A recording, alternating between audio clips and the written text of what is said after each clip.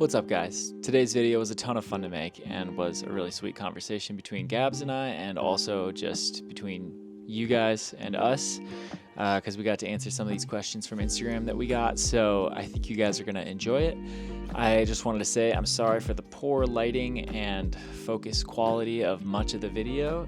It was difficult lighting conditions, and in retrospect we should have filmed inside, but it's just so dang pretty outside, so we sent it anyway. But the quality of conversation is much higher than the video quality, I'll just put it that way. So we'll probably do another video like this in the future because they're super fun. But yeah, thanks for watching and let's get into it. All right, so we asked you to ask and now we're here to answer. So thank you guys for submitting all of your questions. They're weird and delightful and deep and funny and all of the above. So let's just get right into it. The first question we were asked is, first new inside joke in the new state. I know this one actually. Yesterday we went on a hike, and on our hike I asked John, like, what is your most unhinged but actual name for a kid that you think is cool?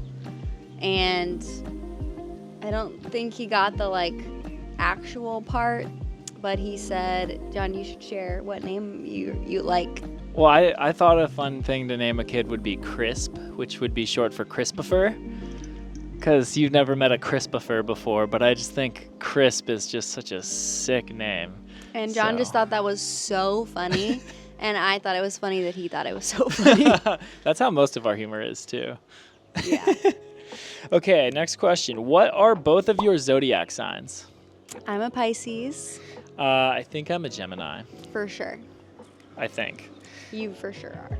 Okay, next question. Gabs had super curly hair when young. Wondering if that's bouncing back since cutting it. Yeah, definitely in the back. I'll flip over and show you. Like, the underside is super curly. So curly back The there. top, I have a hard time knowing how to hydrate my hair well with being in the salt water all the time, and just even in Colorado, living in a really dry climate. I have very dry, crunchy hair, so if you have any suggestions, send them my way. But yes, it is definitely curlier since the cut. It's crazy curly in the back. Mm-hmm. So, the Sass Lord said, so many TBH, but for now, how do you afford Hawaii? Expensive over there. Facts. It's so Super expensive true. here. Well, it's, we're taking it month by month, so we are currently affording Hawaii. I had to leave my job in Colorado, which was an awesome tech job, because of living in Hawaii. And so I'm kind of piecing together a bunch of stuff. So I'm working part-time as an office manager at a surfboard manufacturer on the North Shore, which is really cool. And I'm working part-time for a nonprofit, remote in Colorado. And then I'm trying to get a service job, to be a server or something, because I've always wanted to do that and love service jobs. So I think I'm going to try to add that thing on as well. But that's me. Yeah, Gabs has been grinding, and just proud of you. You worked really hard on finding work, and it's going to be fun to do some surfboard stuff. Yeah. For me, I left my full-time job probably 4 or 5 months ago now, and I've been just doing freelance content production and social media management since then, essentially. And that's been really great so far and has been fun and learning a lot, and just for the first time ever kind of building my own business. So that's been going great and kind of created a bit of a landing pad for us to have some leeway to get out here and feel confident, at least for the first half of the year or so. So yeah, that's kind of what I've been up to, but I'm also hoping to add some local gigs out here. Would love to do some surf photography, surf filming, social media management for local brands, you name it. John's crushing. Yeah, it's been fun. So yeah, that's me. Teza said, what is one thing that makes you come alive when you're doing it? I think my relationship to the ocean has definitely been complicated in the last couple years because of a lot of different stuff that's happened. But honestly, being in the ocean and surfing, if I'm in the right headspace and it's not triggering me really does make me come alive. And I think I'm realizing being kind of removed from community, which we had a lot of in Colorado, that just like a good heartfelt conversation with women really makes me come alive as well. Yeah, that's pretty much exactly what I was going to say too. Being in the ocean and just quality time with people. I freaking love, especially just like having a space like this. We don't get as much like easy, consistent time with people like we did in Colorado, but it's been fun like hosting people out here for dinners or for coffee or whatever, and just like the quality time that you have with people. I just feel like I'm so in my element when I get to ask really good questions and just listen really well and help someone process or process my own stuff with someone. I just love that stuff. Nicolette Tuck says, what experience / memory / time made you laugh the hardest together? We had so many just funny moments, I think, in our old little basement in Colorado. I think, yeah, it's so hard when you look back to like put your finger, at least for me, on a specific moment, but there's just so many that come up of just like silly things. Like John was really into CrossFit in Colorado, and so he'd like do his little workouts that were, some of them look funny, like in his boxers in the living room in the morning, and it's just like such a strange thing to wake up to. I think just things like that are so funny, but are so, you know, Yeah, you just got to be in the right headspace. It's like hard to share it almost, because like the things that you laugh at as a married couple are almost like not, like, how do you say it? Like there's just, you can't even explain it. Like you're just laughing at such stupid ways someone's saying something, or something like that fell on the floor in a funny way, or like I just feel like our humor has just been like, we just spiral in laughing around like random stuff that like I literally don't even know how to explain to an audience. Yeah, as all of you who live with a partner or a roommate or anyone know, it's just like too cringy to even explain what you think is funny. So we're just gonna stop there, I think. Yeah, we'll just stop. So our friend Rose asks, what's a goal you guys have as a couple for this year? We were talking about that yesterday. Which was our anniversary, by the way. And I think one thing we were talking about is I'm just hoping in the next year, I think just growing to accept each other more. I think at least in year one, reflecting, I was just seeing there's still those pieces that I think were unintentionally, subconsciously like trying to change in each other or just push against. And yeah, I think making space to just be like, okay, this is who you are, you know, and as long as it's not like a harmful, toxic thing, obviously, then, you know, not, I think, yeah, just more acceptance of who each other is. And yeah, that feels important. And I think a lot of that kind of for us revolves around like our mental, our ways of thinking and doing in the world. Like I tend to be fairly unfocused or ADHD and can be inconsiderate of like details that might be important to you, or just like random logistics things. And you have different fears around things, and sometimes your mind runs in circles. Lots of anxiety stuff, so that can be really hard to accept about each other, I think, because you have an experience of it as well. So that's it affects that stuff affects me, my stuff affects you, for sure. So learning to accept and love, for sure. Rose also asked, what brought y'all back to Hawaii? There's so many things. It's like kind of the vibe of this place, I think. Like just how I feel when I'm here is like I feel very myself in Hawaii, and especially just being around the ocean. But I also just think like the pace of life and the way that community and people can work on an island is just such an antidote to like the drive 25 to 45 minutes to see anyone in Colorado and plan things out 2 weeks in advance. Like there's a place for that, but I think both of us were like fairly tired of that way of being. And the nice thing in like a small town on the North Shore is like you just bump into everyone that you know everywhere that you go, which is like a blessing and a curse. But I freaking love it. Like I just love being able to like paddle out to surf chuns for sunset, and like there's 18 people that I know, and just get to catch waves with people. Like on an island, things just flow. So I think that's what what felt really special to this place about me, and also just the people specifically, some of our friends that I just love being with. And Yeah, and it's where we met, and I think Colorado and California are both not necessarily fully neutral places because both of us have family in those places and are, kind of grew up there. So I think Hawaii felt like a good place to just build our own family and life together outside of being around, the strong gravitational pull of each of our families of origin. Yep, totally. So Nico asks, what is your biggest fear? What is something you're fearless about? I'll try to answer this quickly. I feel like for me, biggest fear is like ruining my own life somehow.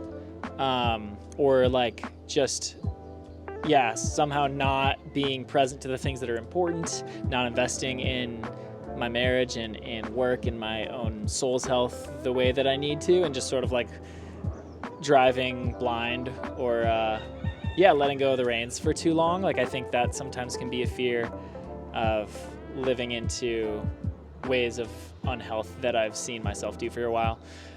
Fearless, the first thing that comes to mind is like in almost like an unhealthy way, like I can go surf in conditions that are like fairly outside of my comfort zone and are like somewhat dangerous and not be as scared as I probably should be.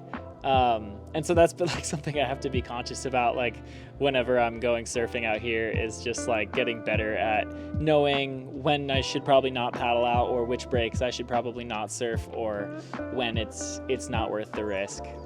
Because out here it's like on a day-to-day basis you could have like 2 to 3 foot waves, or it could be 10 to 20 foot, and there's like a fine line of knowing when it's a good idea to not paddle out. And so sometimes I worry about my judgment with that. Yeah, for me, it's just like death in general. My death. His death, my death. I think it's just like, that's, it's a basic one, but I think I have many different small fears, but when I really trace it all down to the root, I think it's like, I'm afraid of death. So I'll just leave it at that. Fearless, I don't know. I think I have a belief that like I can always figure things out for myself. As far as just like I can always find a way to make money or just take myself out of a bad situation, I guess. I think I'm just not one by nature to get super stuck. Maybe like running is more a temptation for me than it is to get stuck in a bad spot. So I think, I feel confident that I can always, I'm resourceful and can figure out how to get out of something or just take care of myself when I need to. Mm-hmm. That's good. What's the biggest change in married June versus unmarried June? Asks Andrew Ogilvy. I mean, I think John was not like when we got married and even engaged. I think I have like no doubt of John's affection for me and that he's like obsessed with me in a very sweet way. But that was really like hard to know when we were dating. I think he was just in a really different place and wasn't one to really be super affectionate because I think he was just figuring out a lot of stuff. So I think that's a big change, is like he's all in, he's committed, I know it, I never doubt it, I feel the like adoration, whereas when we were dating, I really wasn't sure where we stood for a lot of the time. Yeah. Commitment was just hella scary for me. Yeah. And fair. I like almost didn't know if I like could, but then as soon as we got engaged, or like as soon as I like decided we were gonna get engaged, and I was like, okay, I'm gonna marry her, there was like some switch that flipped where I know. it was hard, like it couldn't see over that event horizon, which was really scary, but once I made that decision, it was just like, I'm choosing this person. Yeah. And it was sweet. It's just never looked back. It's been great and felt very different for me too. So Lindsay asks, do you love Mountain Gabby or Beach Gabby more? Beach Gabby. I love Mountain Gabby, but Gabby loves herself more in beaches as well, and is just more, I think I just experience a more you version of yourself. You're a solar-powered human being, and the sun is sometimes there in the mountains, but sometimes it's also howling wind and snowing and cold and icy. And as much as you can enjoy that for a bit, it's just not your vibe. It's true. So, pretty easy one on that. Mm-hmm. Jeff asks, have you met Lilo or Stitch yet? No, not that I can tell. Another Jeff question. Thoughts on the Vatican's wet t-shirt contest? I will need to Google that, Jeff. We'll have But to do it some sounds research like a there. good time. Sounds like a real good time. Rose, another Rose question. She asks, what's y'all's favorite place to eat in Hawaii? Honestly, well, Bonsai Sushi, which is a sushi restaurant, we've gone so many times for so many special occasions. Hands down for me. And Foodland, the grocery store here has amazing poke bowls that are like $10, and that's probably what we eat the most of if we're eating out, honestly. Because it's pretty much hella expensive everywhere. Yeah, You're going to spend like $25-$30 for yourself pretty much at as any in food truck or whatever. California and Yeah. any other place, but it's just like good food can be cheap here. Yeah. But Bonsai Sushi slaps. We went there yesterday for our anniversary date, and it was chef's kiss. So good. Super good. Those are our go-tos. Jake asks, favorite fruit-themed coffee table book? Can't think of one, to be honest. No. I don't think we have a fruit-themed coffee table book. I But think we do. I know what this person's talking about, oh! but I We'll, don't know where it is. We'll have to share save a that for link to another- that book in the description. We'll have to. That's hilarious. I find that totally book didn't another realize time. what he was talking about until now. Okay, Yura asks, thought on a Japan trip, because that would be fire. Yes, we would love to go to Japan. We've heard that you can get round trip tickets from here for like $200 too. Yeah, so that's definitely on the list in the next year. For so. sure. Mindy asks, what's the most beautiful sight you've seen on this journey? What has made you laugh the hardest? I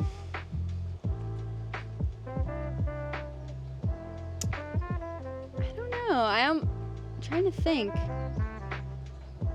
There's been some sunsets that have been so beautiful.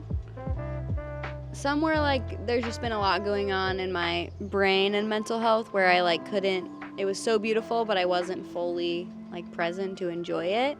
So I almost feel like last night we watched the sunset and I just felt really present and in my body and safe. So I think that was like the most beautiful sight so far because I could actually enjoy it, you know. That's what I would say. Yeah. Honestly, I think for me, the moments that have made me like pause and appreciate the most have just been like sunsets and just golden hour from this porch. Yeah, that's It just feels like so special and just so sacred that we get to like be here to witness that, and that it's just like our spot. I don't know. It just back to the expensive thing. It's like, yes, it's like expensive to live here and probably not like super sustainable like long term unless, well, it might be. We don't really know.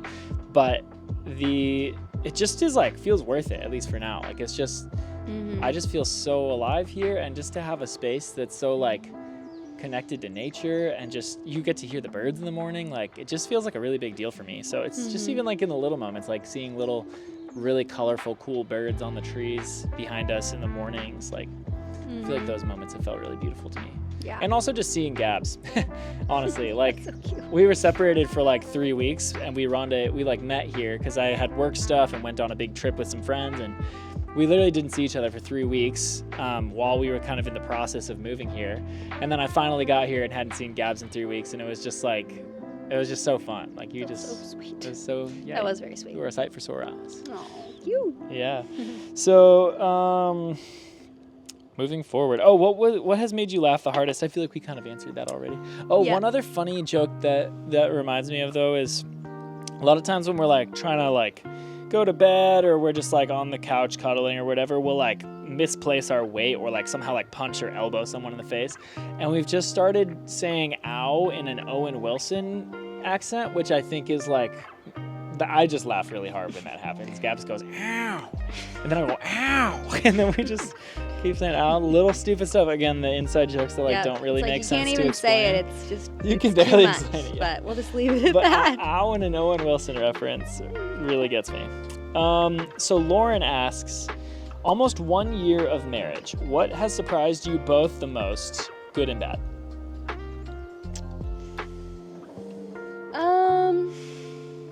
I did not prepare for this question. You go first, John. I mean, kind of it ties to me back to the like feeling settled thing. Was like I think I surprised myself with like how easy and like how leaned in I would be as soon as I was like committed to this relationship. Like I just didn't know, and it just felt like things got a lot easier. Like dating felt harder to me than marriage has felt. So I guess that's it. Like a lot of people say like marriage is really hard and the first year of marriage is like really, really hard.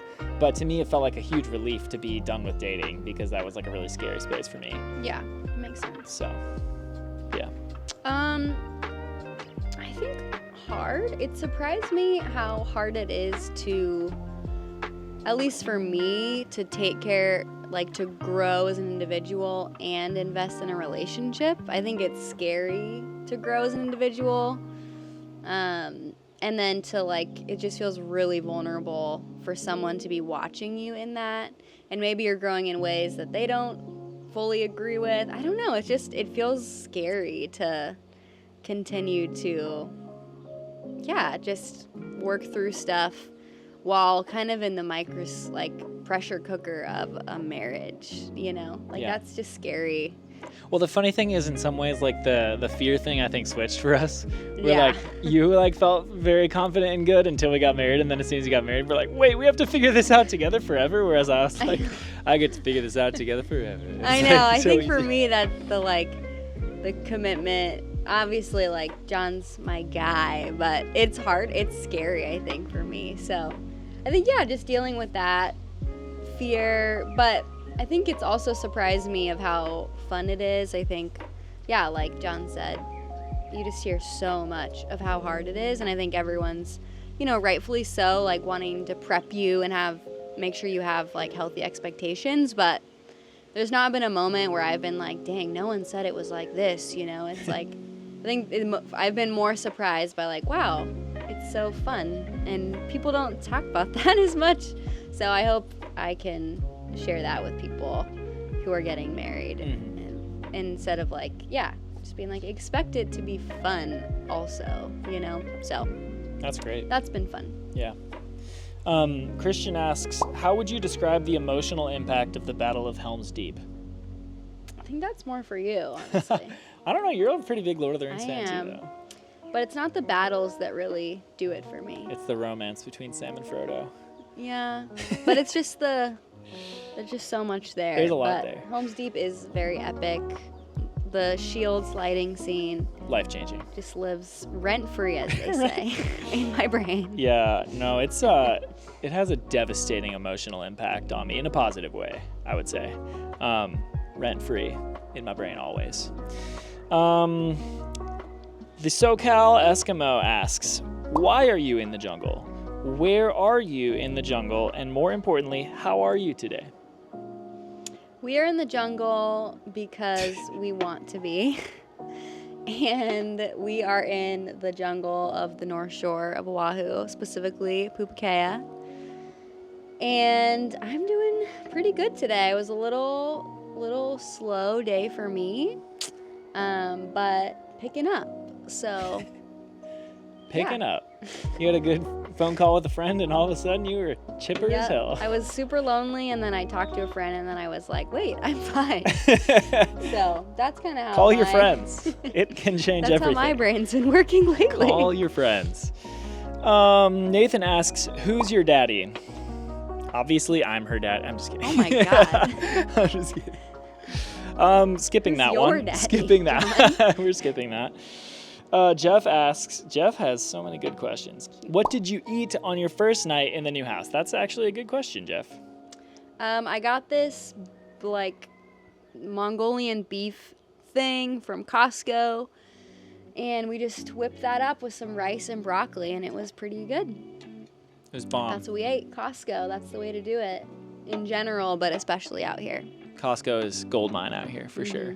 You go there and it's like half the island is there because they all know it's the only way to eat somewhat affordably. It's true. Yeah. Well, that concludes our questions. That's all of them. So, guys, thanks so much for sending those in. And we'll probably do another one of these sometimes because they're easy and fun. And Gabs, do you have any concluding thoughts? Thanks for listening. Love you all. Bye.